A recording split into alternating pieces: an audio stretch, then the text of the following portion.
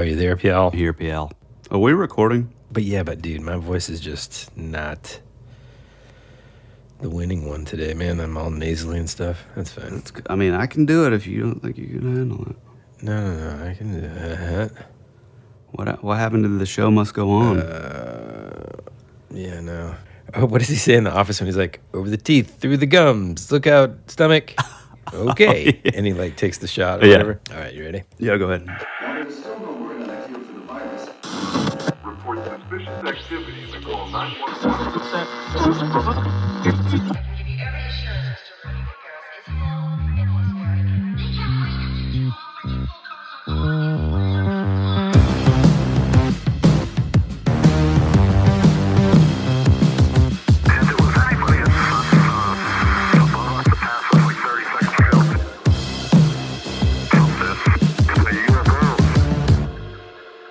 Hey, welcome back to another episode of your favorite podcast, That Would Be Rad. The podcast that majors in 80s and 90s nostalgia, comic culture, all things paranormal, and minors in retro video games, tabletop RPGs, pre-internet mysteries, and raising our kids to be half as cool as we were back in the 80s. We are your hosts, Woody Brown. And Tyler Bence. How's it going, dude? It's going much better, man. I don't know if, first off, Happy New Year. Happy New Year to you and all our listeners. And all of our listeners and friends listening. I mean, it feels good to be back on the air. I know we had, just the regular holiday, but it was also one of the things that I did not ask Santa for this year was COVID. But what I found under the tree was a hefty dose of COVID-19. For the whole family. family. Still recovering. Yeah. Yeah. So I'm still recovering. My wife and I got it. And let me tell you something, folks. And maybe this is like a new chapter in a parenting book or manual that needs to be written. And we're working on that parenting book at the moment, too. Oh, really? Are you talking about you and I are? Yeah, you and I. This is news to me. But basically, a chapter that needs to be written out Woody. of necessity is how to parent when both parents are just laid out sick. Yeah. Because that might be the hardest thing about this COVID-19 experience, really. And I don't want to make a lot of it because there's a lot of folks that have, had a tough time with it and stuff. And luckily, man, I'll be honest with you, one of the hardest parts of it is just the anxiety that comes with this sickness or whatever. So all that being said, I appreciate everybody's patience for just kind of like us just being, literally, dude, I could not do anything. I didn't have the energy to get out of bed. Well, I was this close to just calling up Clay and saying, hey, man, you just want to co-host? He could do it, man. I know he could do it. Maybe that's what we need to do and have like a guest host next time one of us is down for the count. Yeah, it is. Anyway. It is so good to be back. It feels like it's been forever. And honestly, we would have had a show out. Yeah, we have some in the coffer here. Yeah. We had one. We were going to come out, but as most of you know, we have kids, and our kids are at home. And boy, howdy, it just wasn't going to work. They are so loud. Yeah. So, and it's tough too, man. It's kind of tough to be like, everybody quiet down in the house. When it's like the holidays, man. You're trying to, everybody's got the Christmas spirit, and you're like, stop running around. Dad's doing his damn podcast. Yeah, exactly. Oh, man, what did that remind me of? Oh, dude, that scene in Old School when Luke Wilson comes home and he's like, I've had a long day, an even longer week, and all I want to do. The truth of the matter is, I've had a hell of a day, an even worse month, and the fact is, I got 40 strangers out in my living room, and all I want to do is get some fucking sleep. So I'm sorry, but we're not starting a fraternity. Yeah, dude, it's the best. And he's like, all you got to do is say earmuffs to him, and then you can say whatever you want. And he's like, I don't know why you got to do it in front of the kid with the effing. All you got to do is say earmuffs to him. Earmuffs. And you can say, fuck, shit, whatever you want. Fuck, balls. Okay, I'm just proving a point. You don't have to celebrate it, right? Oh, man, we're going to have to bleep that. A lot of bleeping. Yeah, for sure. So, dude, I say, since this is the first episode of the new year, I kind of want to talk a little bit about like, what we did during the holidays. Look, we already talked about every dang Christmas movie ever, so maybe not that. And I guess I have to admit to everybody, I still never saw or watched It's a Wonderful Life. Yeah, I didn't either. Miracle on 34th. So I'm sorry. I blame it on COVID. Although, speaking of Clay, he did mention that one of those two movies is basically the Mandela Effect. Do you remember him saying something like that? Yeah. He said there was like some supernatural stuff, which I do want to watch it. Maybe if I like watch it outside of Christmas time. Yeah, maybe you're right, actually. I think then maybe I'll just have like more interest in it. Well, I think there was such a stigma to it because it was like... Boring. It was boring, but then growing up, I remember... and I mean, I love my grandparents to death and all. And like older people, I've always gotten along better with older people. But like... There was something about like, oh, you have to watch this movie. This is the best Christmas movie ever made. When you're hearing that from like older people growing up, it's just like, and you're a kid and you just got done watching The Grinch and you're like, well, is it the best movie ever? No. It's like, I'm not watching that. No, seriously, sit down for the next, here, curl up. We got about 3.5 hours and it's just going to be action packed. Here's some yarn so you can knit while you do it. But man, it is good to be back. And also, since you're still a little light in the loafers, I think instead of going straight in on a topic, which we did have planned, we just kind of decompress a little. Just take it easy, keep your pajamas on, man. and talk about some cool stuff that we consumed over the holidays, and some not so cool stuff. Which, dude, I got to get it off my chest, man. Let's get into it. Wonder Woman, 1984. Did not like it, dude. Horrible. 2 thumbs down, man. 2 thumbs down. I mean, look, here's the thing. I love Wonder Woman. Yeah, me too. What a cool character, number one. What a cool character for, we both have daughters. Yeah.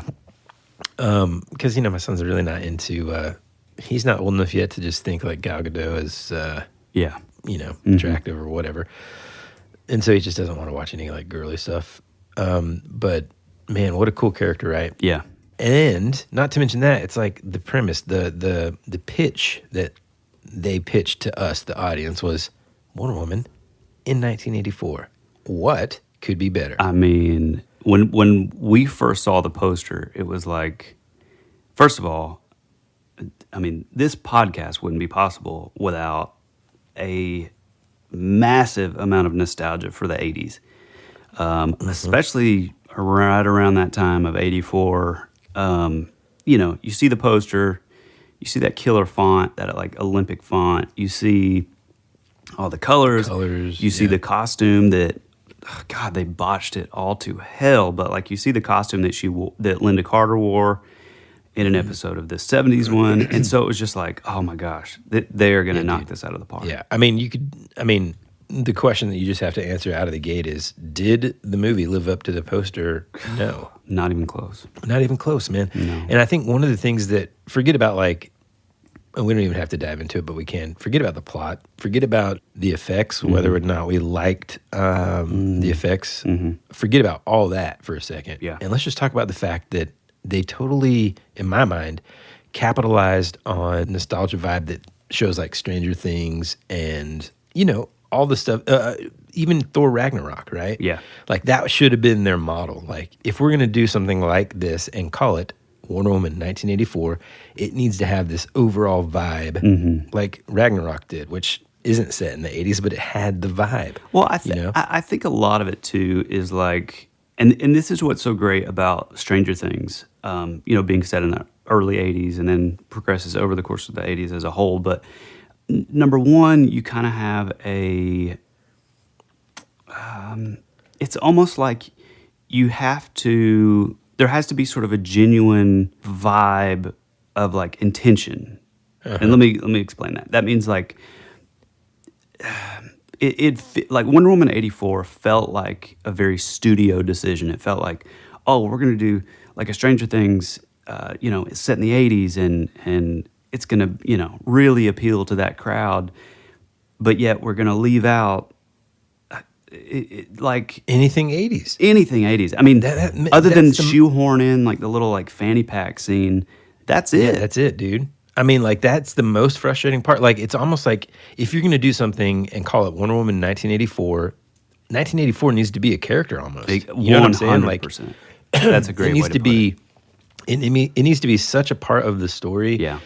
That the only thing kind of that would remind you every now and then was Pedro Pascal's like suit, and you're like, well, Yeah. okay, I guess that's kind of 80s. The And power suit. yeah, I mean, I don't know, man. It was just that part alone disappointed me so much that it was hard to. And I tried, man. I mean, we were so pumped up, like, man, it's coming out on HBO Max. We're going to be able to see it from the comfort of our home. We don't even have to pay for it. They're just giving it away, Which now makes a lot more sense. Yeah. And I will say too, after watching it, I thought like, oh well, maybe it's me being a little harsh. I've been like a graphic designer for the last 8 years or so, and even the intro, it's like the sort of the effect and like the editing and stuff. It's like you have that crappy like static TV font. Oh yeah, like it's almost like a VHS effect. But it just looks so fake because it's like, hey guys, guess what? You can't like pull off like this. It's like they. You know what it felt like, man? Well, hold on. It felt like okay. It's like they were so still concerned with like making Gal Gadot look, like a. I don't know. It's like everything had to look so perfect, and to me, that sort of fights the whole feel of like the '80s because even like the costuming I thought was awful, and they missed so many cool sort of opportunities there. I mean, I did like the good God, I did like the the red, white, and blue, the old school, Yeah, but even I did like that. But even that was just like. Just come on, I don't take know, it man. easy. That's the only saving grace of that movie. But you know what it felt like, man? It felt like someone, like a studio head, said, or not even a studio head, maybe it was Patty Jenkins. Maybe Patty Jenkins says, I have this incredible idea. I want to set it in the 80s. And then she's so far up the chain that once it gets down to the design and art department, these kids, they're like 20-year-olds. That's what it felt like. It felt like a 20-year-old was like, oh, okay, cool. This set is in the 80s. Yeah, this is what the throw 80s in are. throw in a distorted like glitch effect, and there we go. We're done. What? Yeah, that's exactly right. And it's just such a shame, man, because they could have done so much. Like I said, man, I really think they should have used that 80s time period as a character, not just kind of like a reminder that was done via like one or two lines of dialogue and or 30 seconds of a scene, Right, yeah. Yeah, I mean, the only thing that I thought was like sort of, I thought Pedro Pascal was definitely like the most 80s, thing. I like the attempt that they used on Kristen Wiig to play her up as the almost Janine character. Yeah, God, in that's Star so Wars. funny. I was just about to say that. I like that. That's an 80s. Star Wars? You mean Ghostbusters? Ghostbusters. God, did I just say Star Wars? Yeah. Man, I love Janine in Star Wars. She's so good. Yeah. But I can appreciate that. It just felt like, and to me, like the whole, like resurrecting Chris Pine, but he's not really Chris Pine. He's in the body of another dude. Come on. But she doesn't really seem to notice. Stupid. It's weird, So man. stupid. It almost felt Yeah. like okay, we have this whole movie, we have this whole plot, and Gal Gadot, while she's extremely charming and charismatic, she's not the greatest actress. So, I mean, she's a little flat, which is okay for like a stoic superhero, but that means you need a really strong supporting cast to play off of, and it felt like they weren't confident enough with just Gal Gadot. I mean, there was we got to bring Chris Pine back to have that back and forth. Yeah, man. I think overall it just fell flat, man. It was just disappointing. Yeah, me too. Missed opportunity, man, big time. And it just stinks because like I feel like every like sort of spin-off movie that DC's made They just cannot get it in right. this universe, not like the Joker, but in this universe, they've just it's just they're trying so hard. Even like last night, I'm laying in bed, can't sleep. Turn on Batman versus Superman, and as I'm watching, it's like I completely forgot this, but it's like somebody says the F word, And I'm like, Yeah. what? Like, you're trying so hard to be like dark and edgy. Yeah. But it's like, dude, I don't know. I don't know how long it's been since you watched the Christopher Nolan trilogy. Oh, man. But he did not have to do that. Nope. And it was dark, and it was like heavy, and I don't know, man. It just like, it feels cheap. It's the same reason like we used to talk about when we were writing songs all the time. There's certain songs where a quote unquote bad word. By the way, fits real quick, into- do you say curse word or cuss word? What did I just say? You said I said bad word. bad word, curse. I don't usually say either, but I say cuss word, but cuss. Yeah, a lot I of would people say cuss curse. word. I've never said curse.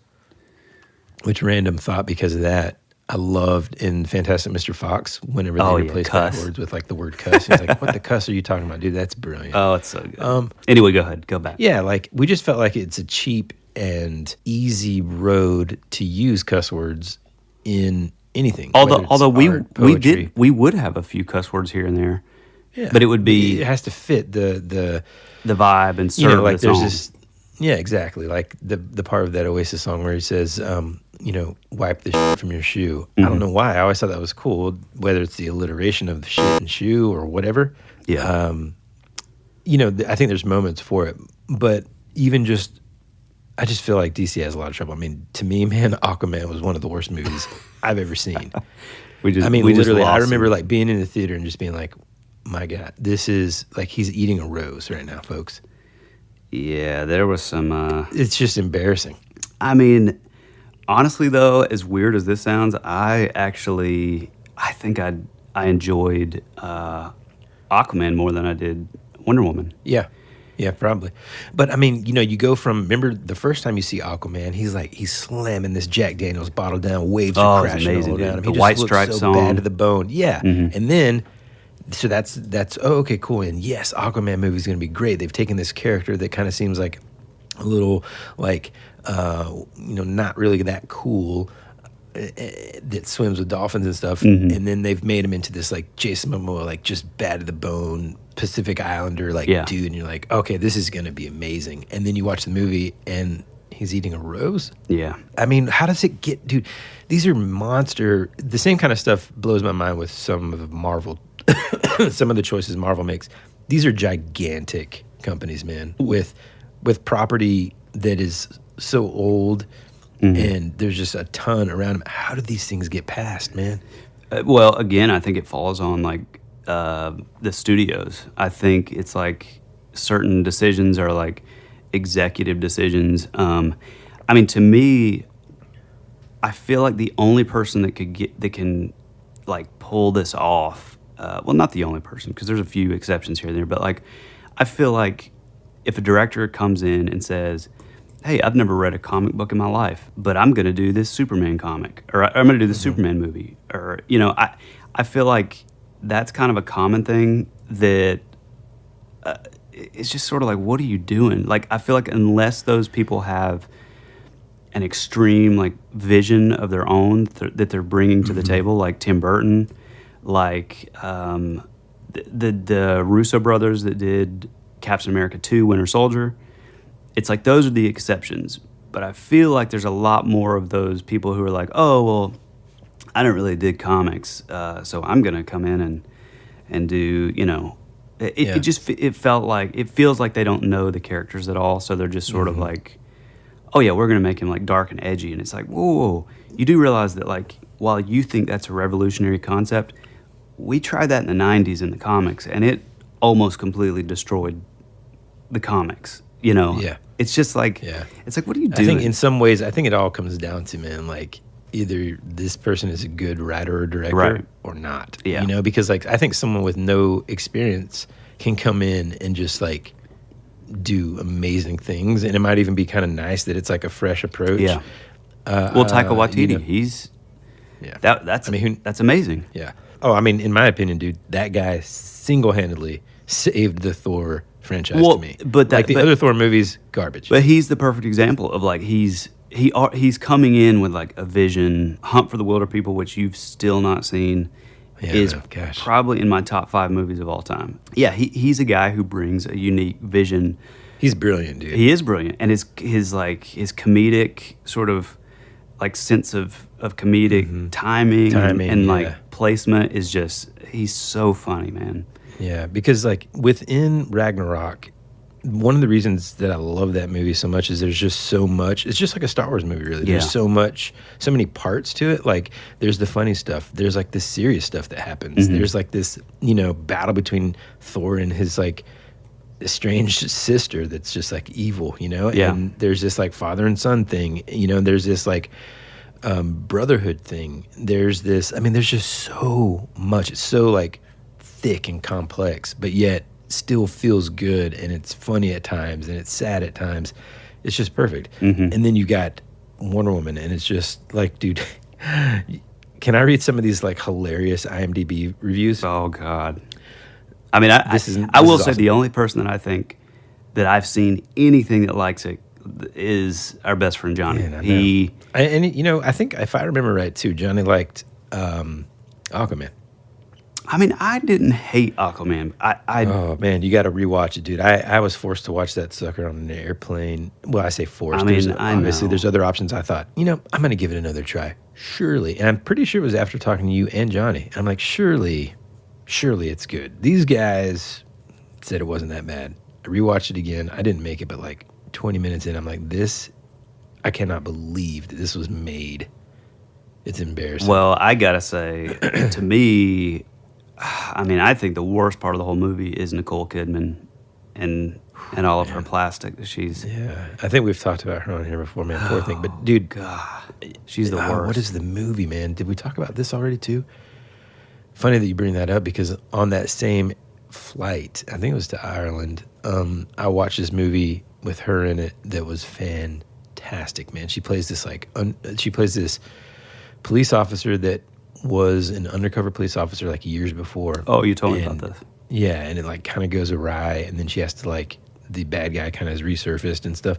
It is fantastic, man. Just very well done. But dude, hold on, I got to read this IMDb review. Now, sometimes, in fact, our very first episode that's never seen the light of day was us talking about Star Wars, The Rise of Skywalker, and basically kind of battling these terrible IMDb reviews of that. You remember that? I don't even know if we had those recordings anymore. We should try to find them, but those were hilarious. Yeah. I disagreed with almost 100% of them, but so I don't put a lot of gravity or worth into any sort of like IMDb reviews, but sometimes it is so hilarious to like read them. And Rotten Tomatoes, it seems like, it's like, come on. It's never, sometimes it's right on the money in terms of like whether or not it's good.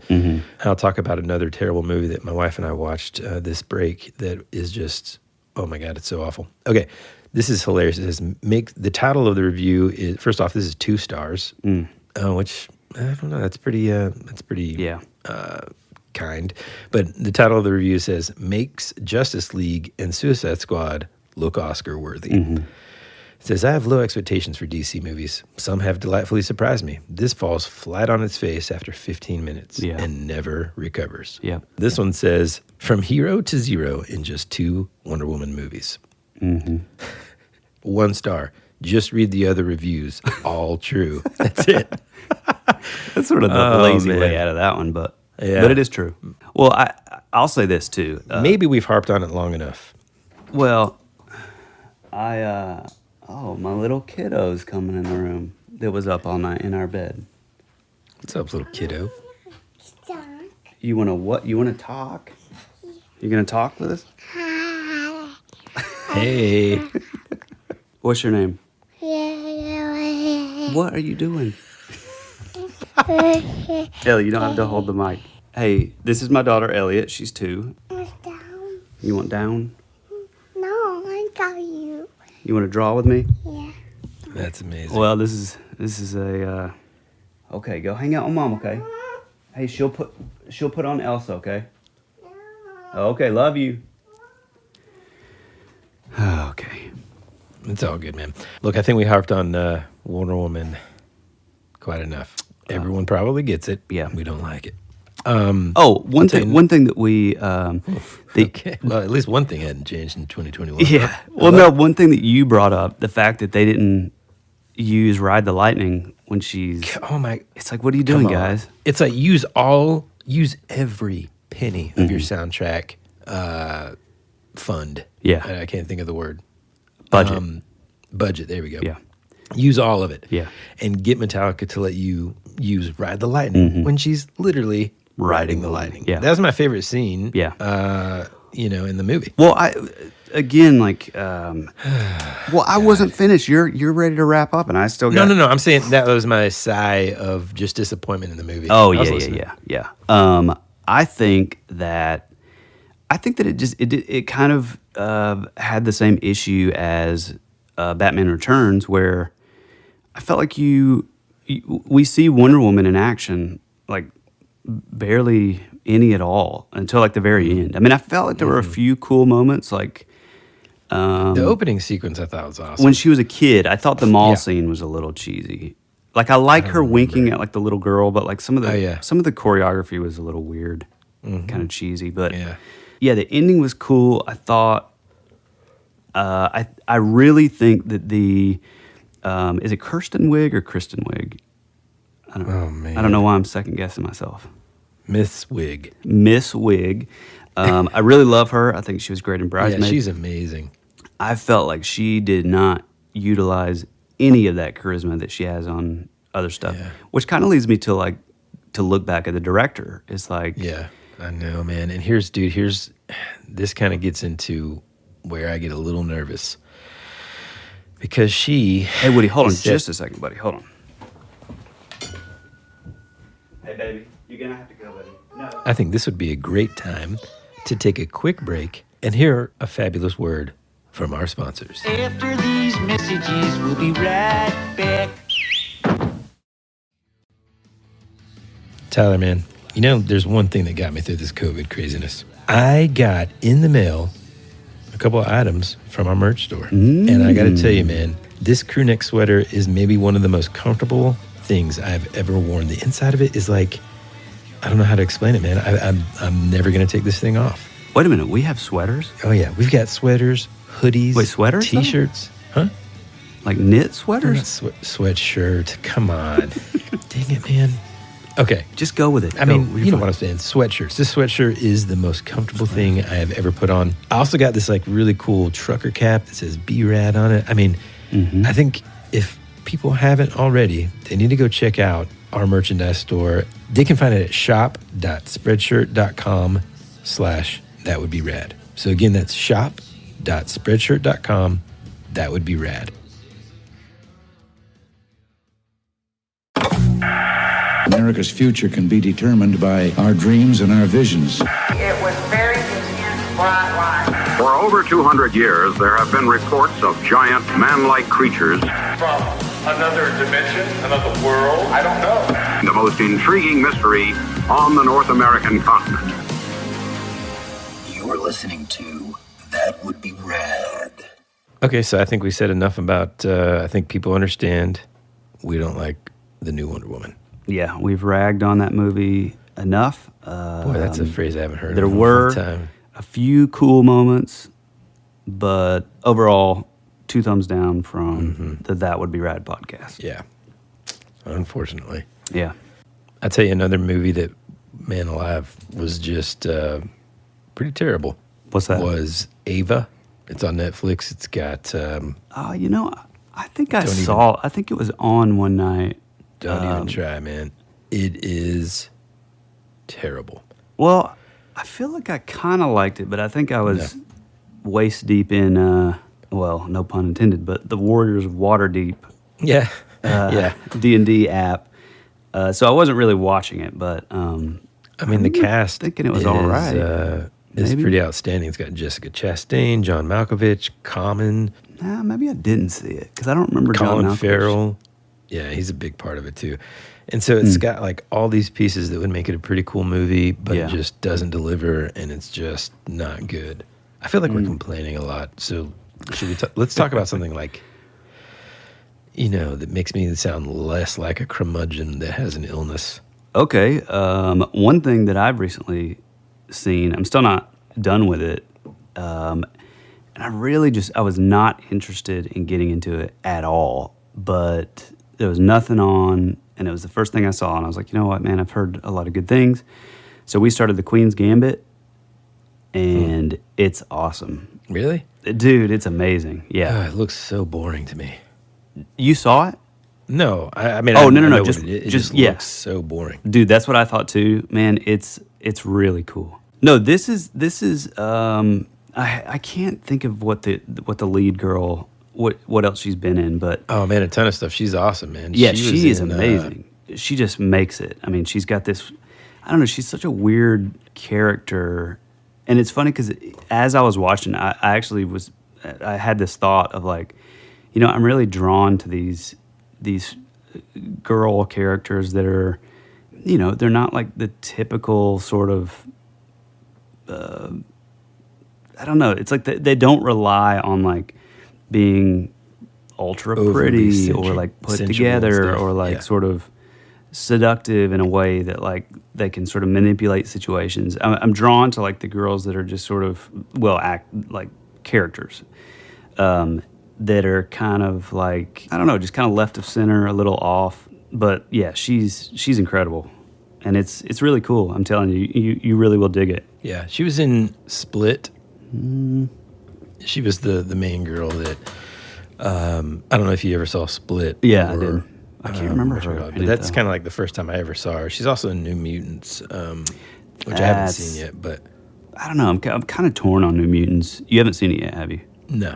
I will say, I don't know. There's things that I really love and things that I feel like, again, was sort of missed opportunities. I think a lot of the issues with New Mutants is. Now, don't spoil it for me. Well, no, I'm not. But like in like the background of everything that was going on, like I think they changed director several times. Originally it was going to be horror, and then they did a bunch of reshoots, and we're like, oh no, we're going to make this like a teen sort of thing, and then they went back to it being horror. So it's kind of it's confusing. Yeah, I think a lot, again, kind of like what we were talking about with Wonder Woman, I think a lot of it is sort of studio exec decisions instead of creators. But yeah, she has a couple moments in New Mutants. She plays the role of Magic, Colossus's sister, for all those non-X-Men fans, and Ileana Rasputin, and she's awesome. Oh, I started watching Cobra Kai a couple 3 days ago. I mean, I just finished this Spider-Man piece, which is kind of blowing up on my Instagram. It looked pretty time-consuming, that one, man. Yeah, boy, it really has been.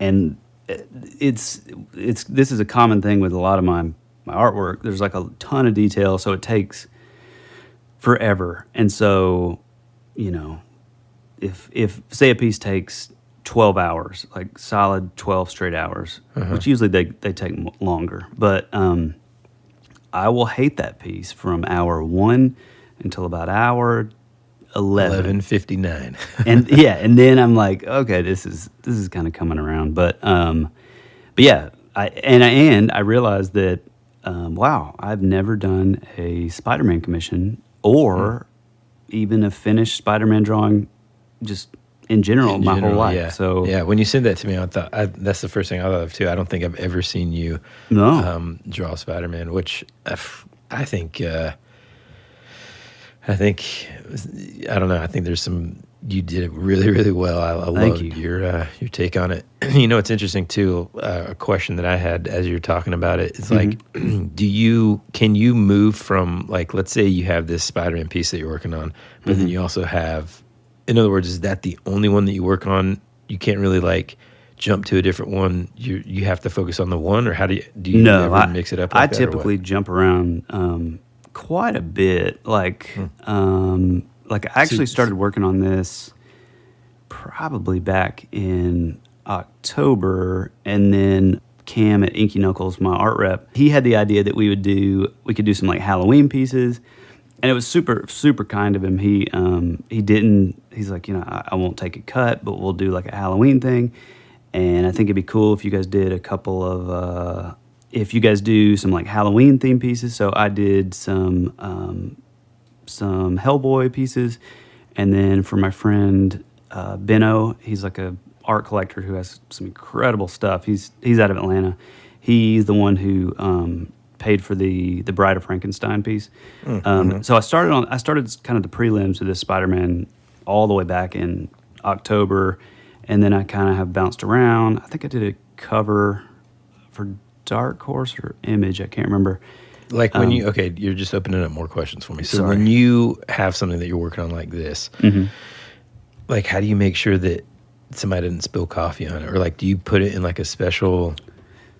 Yes, okay. I actually, I kind of ended up getting these like, they're called like flat file cabinets, and I ended up just going for it, and I think it was actually a gift from my wife, Courtney, which is really nice. Another quick question for you along these same lines. Okay, so you have this commission, you know you're going to work on Spider-Man, you kind of know like, I mean, do you kind of like sketch out in your mind or on paper like the general idea and then just put in all the details later? Or are you kind of just like sort of how we would write in the band sometimes, where we would just kind of put pen to paper and then just let it go? No, sadly no. I mean, with songwriting, that was a gift that both of us had. But with this, I feel like, if anything, this is sort of like a negative of mine, is that because I'm so like sort of detail oriented, and there's so many sort of, it's like when the Spider-Man drawing came in, it was like, oh, you know, I feel like your average artist could be like, oh, cool, I'll just knock this out in a day. But for me, it's like I labor over these things for days and days and days and days before it even gets to the finished product of actually drawing the piece. I mean, I have pages and pages and pages of different like just like web patterns and like, oh well, I want stitches on this part, and I want like yeah, but dude, don't beat yourself up over it, man, because the end result for someone who can't draw, like that's the thing for me.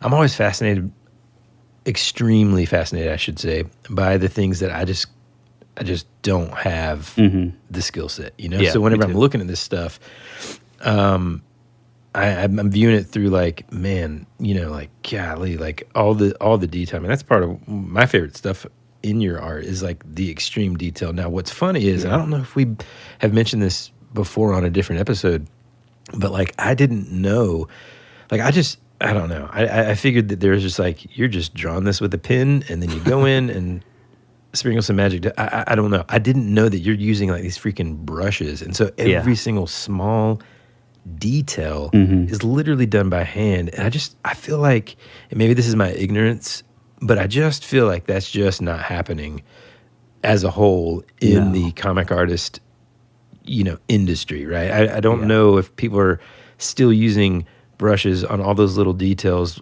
And I don't say that in like a negative way on anybody that does it the way that they do it. I just mean it in a way of like, that's a really cool way to sort of, you know, separate yourself and your work from the pack. Because like, if you look at your stuff, or if people go to your page and look at that stuff, dude, it's immediate apparent like how much time is invested into every single small piece of whatever. And so for like someone looking at it like myself, objectively, dude, it's so fun to like look through the work and then notice all these little like things. You know what I'm saying? Yeah. It's really cool. Yeah, and that's part of that's the stuff that I really kind of get into too. And so I guess I made it. So I've always drawn. I always wanted to be a comic artist. I was accepted to the Joe Kubert School out of high school. I had a free ride at SCAD back when it was only the Savannah College of Art and Design, when it was only in Savannah. Now there's like,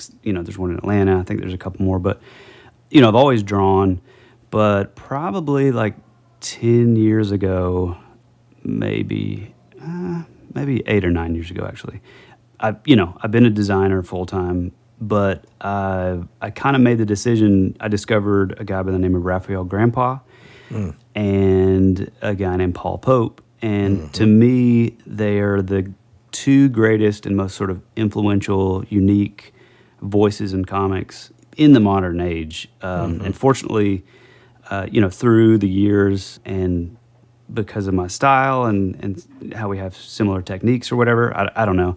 But we're actually kind of good friends. I have a picture of them both on my art desk at all times. It's like a little inspiration. But those guys both are heavily into like the old way of doing things. So it's all about like using a brush. You dip it in your ink, and then there you go. With both of them, they're both really different. I feel like I kind of fall somewhere in the middle of both of them. Raphael's very like controlled, but it's very sort of flowy, almost like almost what's called like rubber hose cartooning, like the old ways, where it's sort of these line variations. It's like, say you're going to do a curve, well, you start like thin to thick to thin. It's hard to explain, but like once you see it, you'll be like, oh, I know exactly what that is. And so I love that. And then you have Paul Pope, who is sort of, he's very like rock and roll, and which he would laugh probably hearing that, but he's very, he is like the guy that you were talking about earlier, where it's just this sort of like, stream of consciousness. He just can just go, and he's amazing. He's like it's kind of like what you'd think of like a jazz musician, where he just kind of like lets the brush go. Like he'll send me like pencils of something he's going to work on, and him and I are kind of similar in our pencils. Like I hate my pencils. I think it's garbage, and honestly, they're just a way. It's just a vehicle to get me to no matter what's here. I just want to get to where I can just use my brush. You know what I mean? Yeah.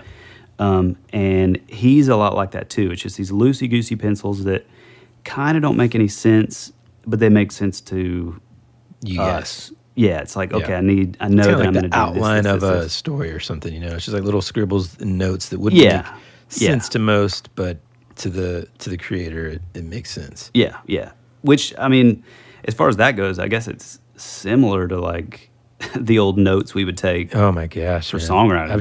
And we do that with songwriting. I mean, I've got this notebook too, just for the podcast, man. It's just like the most random stuff. But yeah, for all those nerds out there, I use Yasutomo Sumi ink. It's a Japanese company, and actually Paul Pope is the one who turned me on to it. I use Raphael 8408 number 3, 4, and 2 brushes. They're a French company. They look so cool too, man. We're gonna have to post some pictures of them. Yeah. We will. Really cool. I use Eon artboards.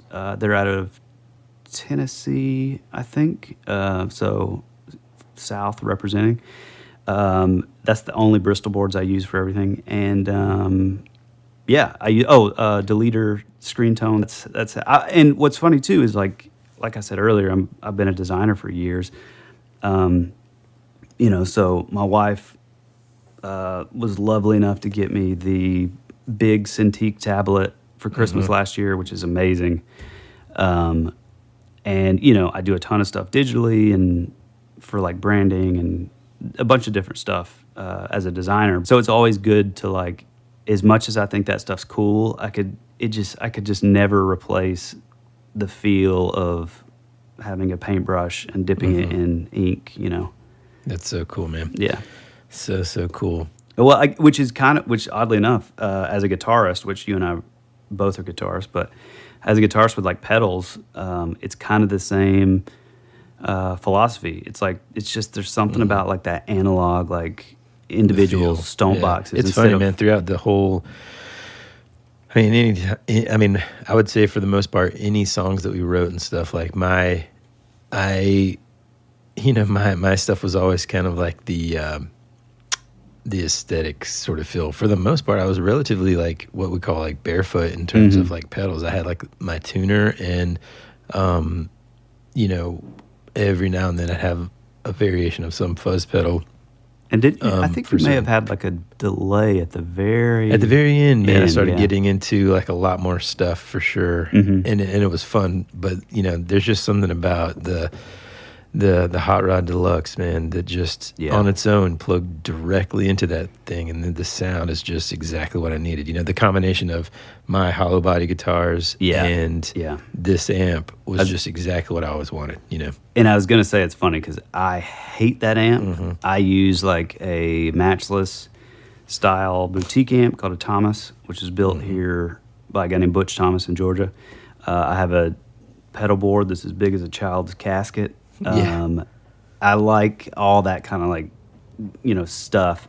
But it is funny because, like, you know, I have a Gretsch White Penguin LTV Special. I have all these badass Fenders and stuff. And no matter what I plugged into your Hot Rod, it just sounded, it just doesn't sound good. But then magically you plug in these like little like vintage Epiphones into it, and it's amazing. Yeah, especially like the two like sort of blonde ones. The one that like broke, the one from Japan. Remember that had like the shortened neck? Oh yeah. But I got the other one from Korea, the 70s model that was from Korea. The Casino. Yeah. And but that one, you remember, man, how hot it ran. Like you plug it in, it would just be like wah, because the body is so like thin and hollowed that it would just resonate like crazy. Any amount of signal in it would just make the whole body just like vibrate. Yeah. It was, you know, in the studio I think the only time we used it for anything was the feedback intro to going into that song Mona Lisa. That's the only time it appeared on record. Otherwise, it was just too like volatile. Dude, speaking of that, do you remember? I will never forget this moment. So for all you folks out there, we said it before, but we were in a band called the Modern Society. We were making a record in LA, which was like our big record. It was in Courtney Love's old studio in Koreatown.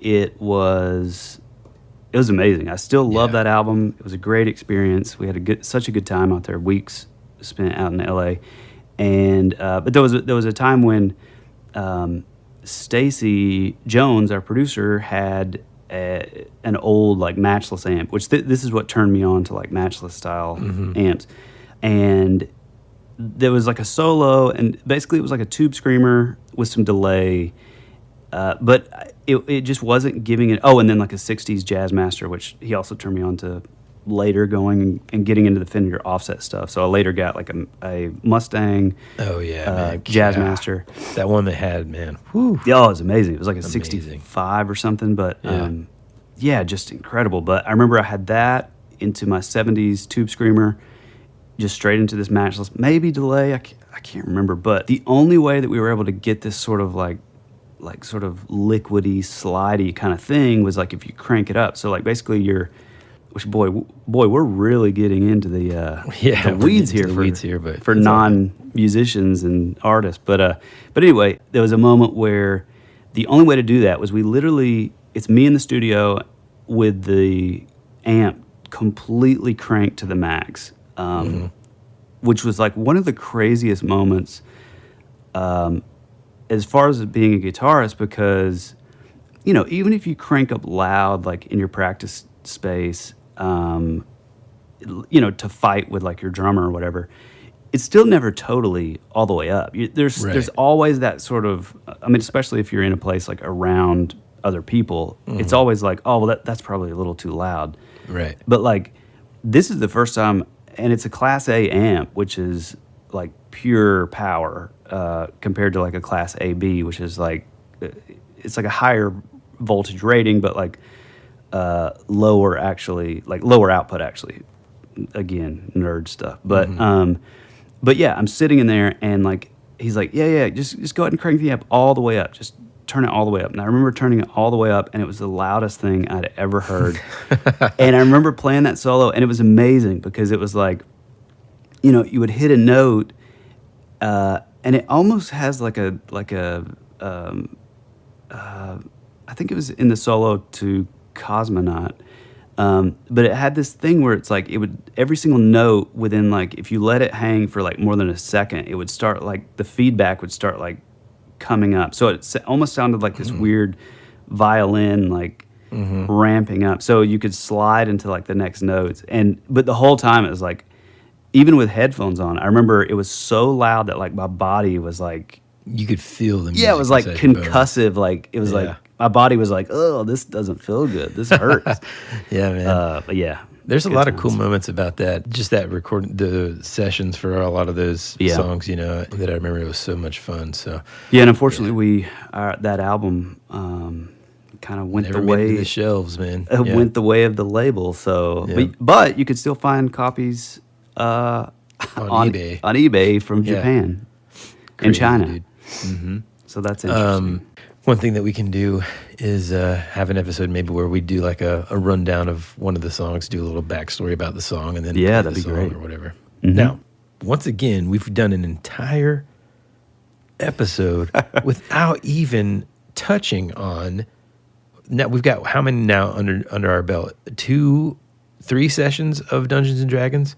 Yeah, folks. I'm We've so battled glad all you're kinds of bringing this monsters. up. Okay, we've battled all kinds of monsters. Now, whenever I say it exactly like that to my lovely, understanding wife, immediately she rolls her eyes and says, "You didn't battle any monsters."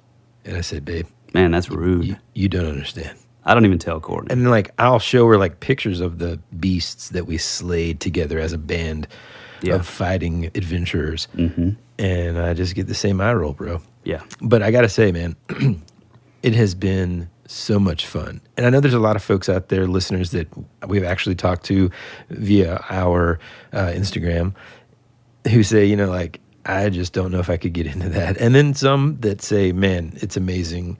Hopefully we can, you know, be in a campaign together one day or whatever. Yeah. It's just so awesome. It exceeded any expectations I think you or I both had, right? I mean, yeah. I mean, I had played in, like I've said before, I'd played in middle school. You had never played.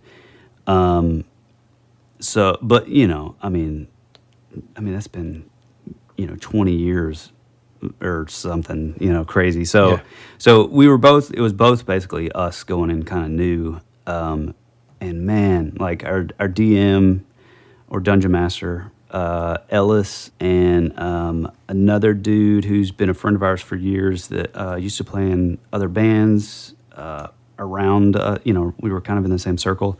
A guy named Luke Pilgrim.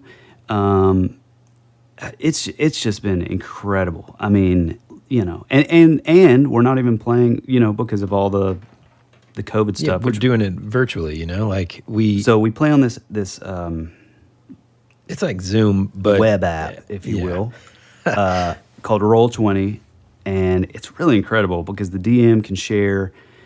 He can share like the maps, and we can see everything. We see like, okay, you're in this location, or he'll share stuff that's like that he makes. Let me pause your explanation real quick for people that have never played Dungeons and Dragons. They might not know what DM or just how it's all situated. So here's like the quick gist. Yeah. There's a person called the Dungeon Master or Game Master, depending on what game you're playing. And what their job is essentially is to describe to you this scenario. Okay, so the beginning of the adventure could be something along the lines of, you know, you and your friends walk into this room. You see, you know, I mean, God, it could be like a murder mystery. You see a body laying on the ground. What do you do? That's the famous Dungeons and Dragons like question that the Dungeon Master will say, like, what do you do? Yeah. And then at that point, people that are quote unquote players, it's their job then to do whatever you want. So you could say, well, I want to walk up to the body and see if it's still alive, right? And so there's all these like rules built into all of that, but that's just the general gist of it all, right? Yeah, and these are called role-playing games, also for all the newbies out there. And you're, you know, in the beginning you have what's called a session 0, where you create your character, you roll dice to, you know, to see if certain what your abilities are. And if certain attributes and abilities and feats and stuff are higher or lower depending on what you roll, like with your with the dice. And so then you kind of have a character. And then with Woody and I, we you know, we couldn't just leave it alone. We had to write 5 pages apiece on of backstory, backstory, like novels of it's like who these people are, where they come from, why are they the way they are. Yeah, I mean, because our characters have to have motivation and they have to have intentions, and so yeah, it's really cool because you can kind of do anything. And there's like this rule set that exists to be able to do anything. And, all, like when Tyler's talking about like rolling the dice to figure out what your attributes are, these are numerical based attributes. And so whenever you come across, geez, what am I? You've done that third before grader? lately. No, I've never done that. It's like a pet peeve. swear you have. Whenever you come across these, anything, then certain things and how your player actually is able to interact with whatever that scenario is kind of dependent on those numerical values, right? So you couldn't say like, oh, there's this 40-foot wall in front of me. I'd leap over it. And it's like, well, you can say that, and then you'd have to make a certain type of dice roll, like a dexterity roll. Yeah, if or an athletics check or whatever. Yeah, to see if you do have the physical ability to do that. Chances are you probably don't. But so there's all these like rules kind of that exist to kind of control whether or not you are able to do that. And so because of those, it kind of guides and directs the story a bit. But for people that are like creative in any way, whether that's film, acting, music, writing, whatever, this is like a dream. It's amazing. I mean, it's just so much fun. You get to do it with your friends. It's the way that we virtually right now hang out with our buds and do that. Now, all that being said, there's a faction of people, my wife being one of them, who just don't get it. And that's okay too. I understand, because even just saying all this stuff out loud, I'm like, my God, our listeners are like, geez, these guys are legit dorks. Well, they probably turned the podcast off. Yeah, we're into earlier. But it's a lot of fun, and I think it's a great way to just use imagination and go into these like worlds and stuff. And again, they don't always have to be fantasy based. There's a ton of different.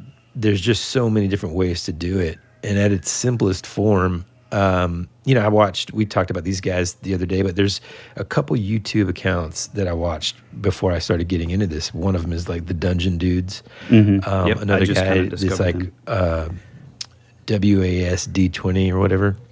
Still never remember hard, what tough, that is. difficult name. Change it. And then, God, there's another guy. I don't know, but they have really no. These two.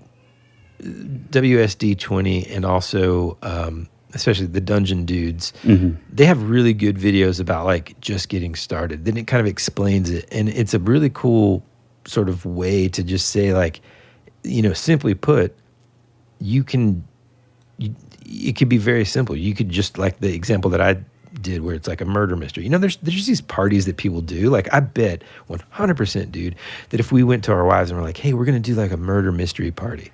Yeah. Right. They'd be totally into it. They get a glass of wine or whatever, if that's what they want to do or whatever. And then we have to like figure out who the killer is. Guys, that is Dungeons and Dragons. Yeah. That is role playing, So, yeah. All that to say, it's been a lot of fun, man. And like both of us will get done with like the game, and that takes like 4 hours, and we just like get back on the phone and we're like, dude, it was amazing. Can you believe, like, I almost died? And then, well, and it's just, and that's the cool thing about it too is, right? keep going. No, I don't even know what I was going to say. It's fine, dude. It's fine. It's funny because Woody and I are both pretty. It's weird because we're both like, oh, we're artists and we're free-spirited and blah, blah, blah. But then at the same time, we're like highly sort of controlling and obsessive about things. So on the one hand, it's like we've sort of crafted these characters and like, oh man, this guy, he's easily going to take out this and he's easily going to be able to do this. But then there's still that like, a level of chance that's involved. With rolling the dice. And you could be the greatest character of all time, but you could roll a 1 or a 2 or 3, and you're terrible. So it's like imagine having like the greatest warrior of all time, and you're like, yes, man, look, we've got this army ahead of us. What is that movie where like Brad Pitt plays Odysseus or whatever? Oh, what is that movie called? Troy. Okay, he's like one of the most. movie. Oh man, but dude, his like group of soldiers were just so bad at the bone, right? And there's Agamemnon was like, Odysseus, and he shows up, and they, pit their strongest against Brad Pitt, and he just runs up and just one thing, and the guy falls, and it's just like, yes, right? Imagine doing that with a spoon. Yeah, or just like the equivalent of like rolling a one would be like Brad Pitt walks up, and the other guy just like knocks him the hell out. Yeah, Or you're like running like this big triumphant run. You've got your blade out. You're about to take the dude, and then you trip on a tree root. Yeah, exactly. And like that happened to us, dude. Like that happened. Like Tyler's character is this like super cool like elf who has like these crazy. He's a blade singer. We're really getting into this, aren't we? We're there. But anyway, his character is this like killer like elf who's got this power where it's just like. Anyway, he's like very powerful and has these like cool like spells that he can use to like enhance battle and stuff. Okay, whatever. And we're all excited about one of our first sort of battles, and then like the rolls that Tyler did to roll for damage were like 3, out of like 20 or something. It was just it was terrible. I'm just thankful that I finally had some comeuppance with the rest of the group, because the first time we got together, I mean, I don't think I rolled above a and 7. we gave you so much grief too. We're like, well, real cool, man. Yeah, way to come along. Because another podcast that I'm really into is called D&D Optimized. And again, if you don't like D&D, just go and cut it off, because I don't know how much longer this is going. But anyway, it's really cool, and it's all about character builds, and like kind of crunching numbers, and like, oh, you need to get this item, you need to get this feat, so that you can. I mean, there's dudes out there that like, I mean, they get really, really technical into it. I mean, basically like accountants. Yeah. For a game. Yeah. And so, I've listened to that, and I created this character called a Blade Singer, and they're kind of like a wizard in a way, but you're an elf who's trained under, as an apprentice under another Blade Singer. So you kind of have like all these spells, but they're crafted around like magic. So you're a wizard, but you're not really a wizard. You're able to like a battling wizard kind of. Yeah, but you're like whipping around the battlefield, just slicing people up with like a magic, like a shadow blade. It's like kind of like a lightsaber. It uses the magic to enhance your like battle abilities, right? And so this has been like a really powerful character. Everything online is like, oh, this is like one of the most underrated, powerful characters ever. Blah blah blah. And so I'm hyping this thing up so much, just so much. Like it's just wait, guys. Don't even worry about it. And my character is like this little dwarf, because I don't know, I wanted to be a dwarf, and he's what's called a cleric, and a cleric uses basically like divine magic to heal everybody else. So he's like kind of like a support guy. He's like the medic. He's like the battlefield medic, but I built mine to have a little bit more like priest attack. too, almost. Yeah, exactly. So he's like a guy who really believes in really believes in God, and feels like he has this divine purpose to help his friends in battle, because the battles that they choose to fight are divinely influenced, essentially. Right? So he's like the chaplain and the medic. So yeah. And your character also has an ability in brewing beer. Oh yeah, which is awesome. He's kind of like the what's the guy in? He's like Friar Tuck in Robin Hood. Yeah, that's a good one. Yeah, but a lot more strong, powerful, and a little bit more like grumpy probably than Friar Tuck. Yeah, he's not like a roly poly kind of guy. But anyways, Tyler's just building this character up. Like our expectations are above and beyond. Like we're like, oh man, we've got nothing to worry about. We've got our buddy Luke, who's playing this huge half orc barbarian, like tank, is really, badass. Which he's amazing. Yeah. And then we've got Elric, the elf, who is just like going to come in there and just slice people to pieces. And then I can come in and kind of make sure everybody's healthy. And also I have some powerful spells that can knock some stuff down too. Oh yeah. And then first battle out of the gate, and it's just like, it's like Tyler rolls, and he's like, oh man, 4. Yeah. Oh, cool, man. You stung him with it like a sewing needle. Yeah, exactly. Needless to say, we gave Tyler a lot of grief, and it was hilarious. But all that to say, our last battle, we had this huge battle against, what were the characters? Man, tons, dude. I Like got to these kind of fiends and like yeah, these, dude. One was like this like woman that was like this almost like this female devil that had like these kind of wings, but also like a scorpion's tail. And so like she would like attack and then like also attack with the scorpion tail, and really powerful. Yeah, dude, really powerful. And then this other like I rolled like a 20 and just came through slicing everybody up. So it was pretty awesome. It was awesome, man. But it's vindicating. At the same time, while I'm able to like deal a bunch of damage where my character can, you know, I don't have a ton of life, so or like what they call hit points, HP. Yeah. And so to be like a blade singer, you're out there in the middle of it, but it's like, boy, if I would have got hit one good time, it's that's a good point. And you have to like with all these numbers, you kind of have to give up. It all kind of balances out. So you can be like super powerful when you hit something, but then you might not have, you know, especially if it's magic based, you might not have the strength. You know, somebody could just knock you down and kill you instantly. So there's like this weird balance that you have to. And that's part of what Tyler was talking about in terms of like creating the character and kind of like sort of optimizing it mathematically to be balanced, well balanced, because you never know what you're going to come up against. Because that's another thing, like the dungeon master or game master has planned, you know, a basic outline of the areas that you're going to be, the things that you're going to potentially come across in terms of battling or talking to or whatever. Yeah.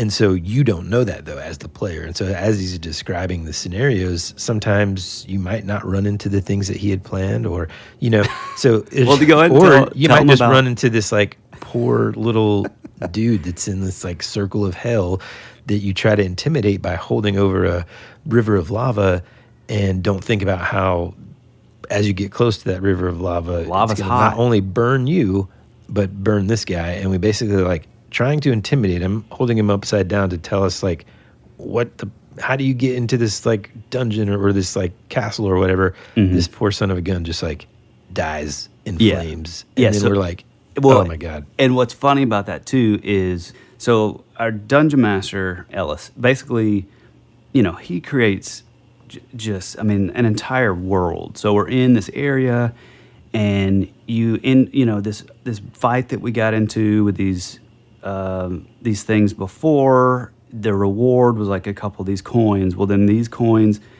play out like way further down the story, and you have to have these coins to get passage into this other world kind of thing. I mean, it's very, very elaborate, and it's very thought out and all that. But it's funny because, you know, he created this character that we would meet who's this sort of rambling character who had gone mad. And he had a pet ferret or like a little pet mouse, little or rat. something. It was like a mouse. Yeah. And in his mind, his intentions, which he'll never tell us like what it eventually was going to turn into, but he did let us know like, oh yeah, this guy actually played a major part. Well, you know, we're talking to him, and he's not giving me he's not giving us what we want. He's not giving us any information. He's kind of like incoherent, kind of rambling and talking to this rat. Well, then we all agree, well, hey, just go ahead and intimidate him. And we tell Luke, who's the barbarian, yeah, just go ahead and hold him over like the stream of lava that's like flowing by. And immediately he just catches on fire and is dead. Well, then we feel bad because I'm chaotic good. So I'm a little on the fence. I'm a good character, but I'm on the fence, and I'll do whatever it takes to get the job done. So if that means killing somebody, so be it. So that's sort of my demeanor or character. And Woody's character is lawful good. He's like a priest, basically. He always wants to do the right thing. And so, he uses a spell to like bring him back, but then we had already killed his rat, had just burst into flames, so he was gone. He's already in so much pain. He's in like this area called like the 9 hells. So I'll let you go ahead and finish the... Yeah, I mean, basically, we just kind of had to put him out of his misery, and we just felt sick about it in real life for like a week. So we caught him on fire. Woody brought him back to life. Then we realized, oh man, this dude's already seen so much. We've killed his friend. Might as well chop his head off. So it was like, It was just this but it really was an amazing like moment that it's just made up. Some dude just made it up. And like we felt the emotions of like doing something that disgusting. Well, You know what not I'm even saying? that, but because your character is lawful good and you're basically like a priest, all of a sudden your god that you derive your power from has kind of turned his like attention away from you. So now all of a sudden you're like going from like, are you going from lawful good to like, do you phase into like another sort of, you know, level of like morality? It's amazing. There's so many options, and you know, it's like real life, but you're role playing. You're playing as your character. It's amazing. So I'm sure we'll have a lot more episodes. Eventually, when we get our Patreon up and running, we hope to bring you guys along with us on a few adventures maybe, and also other episodes where we just go, you know, deep dives into you know, D&D and what we're experiencing in those games. Yeah. Okay. Look, we said it all. I mean, you should be able to tell that we're dying to be in the studio. Yeah. Dying to get back to you because, man, we missed you. And I'm certainly thankful that I'm on the mend, having battled COVID in my house, my wife and I both. And it's just good to be back. So I'm looking forward to next week. The episode that we have in store for you is going to be really killer. Yeah. And I hope everyone had a happy New Year, a great holiday, and has started off 2021 on the right foot.